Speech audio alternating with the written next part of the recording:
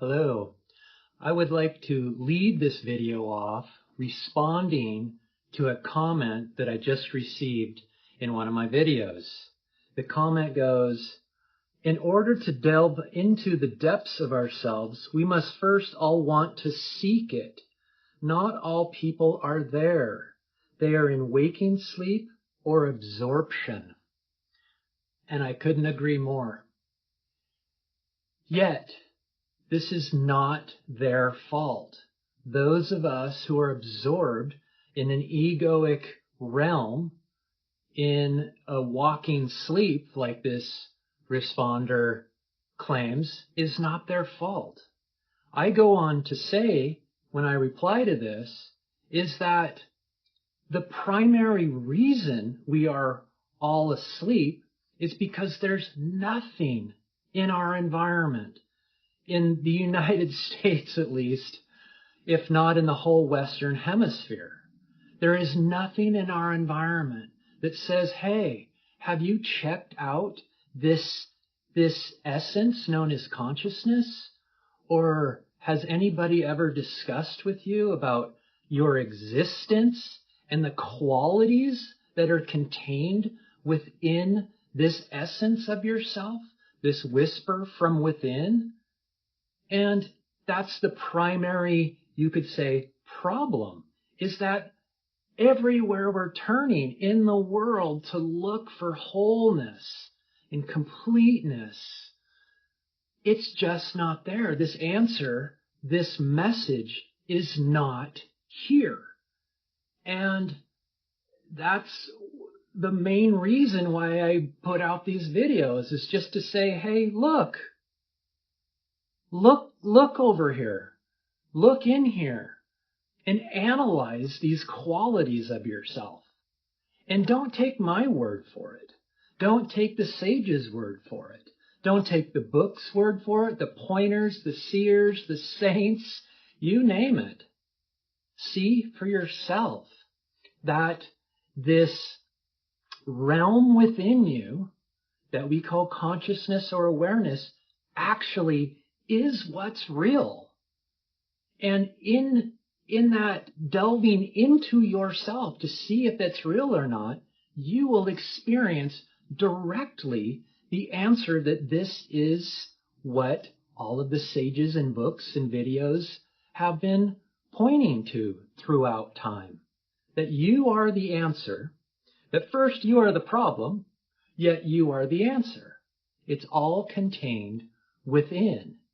My response to them was, how can one realize their self if one does not even realize self exists?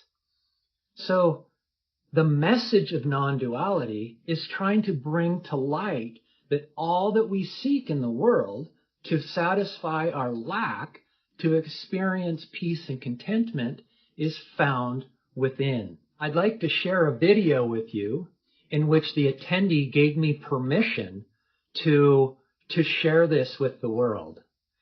This video is from a devotee who, this is the first time I had met this devotee, and which is important because it's not about those of us who are delivering this message or the sages or the books. It's the message itself.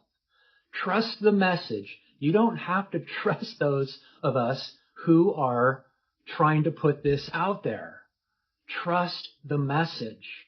And so this devotee came into this message about 4 years ago, and he's been practicing self-inquiry for about 3 years. And I just want you to listen to what he's experiencing. And what he's experiencing is the experience of being, is the experience of self that is so missing in the world today. And this is just another example of when you turn your attention in, you can experience these qualities that this amazing being is showing, is expressing through him. I encourage you to watch the whole thing. It's just over 3 minutes long, but it's in his very last sentence that ties it all up. It's this. If you could put this into words, just a few words, what he says in his very last sentence puts a nice bow on it. And as always, I'm here for you if you have any questions or want to hop online and have a free video conversation. Take care.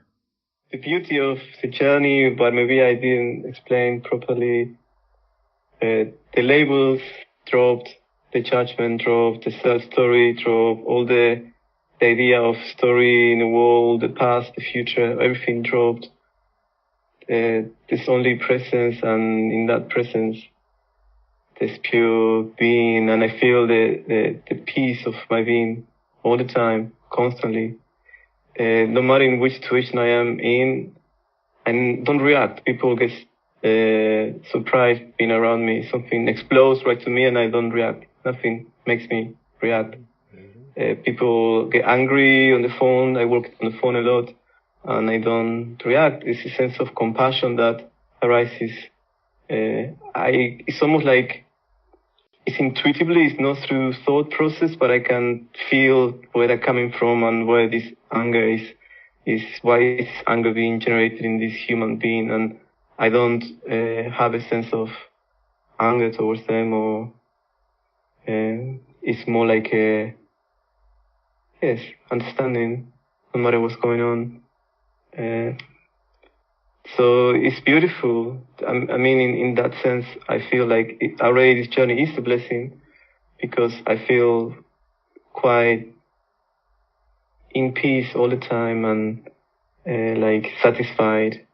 I think equanimity is a good word that describes it very clearly. The only concern is I was looking forward to a few moments in the last few months, and then after a while, I could feel that everything was exactly the same. There was no difference into something I was really looking forward to. Then when I experienced it, it was the same equanimity throughout.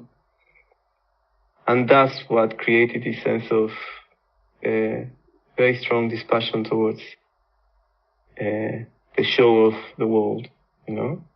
And I don't think it's in a negative way. I'm just curious if it's like this, that this is what happens, that this is what continues, if this is how the piece of being feels. Already I feel very blessed for having this experience. I'm very content with the non-reactive part, you know, non-judgment and non-attachment. Everything just flows, and it's beautiful to see the flow of life without any labeling, without any attachment, without resistance, just the flow. And I can go with the flow.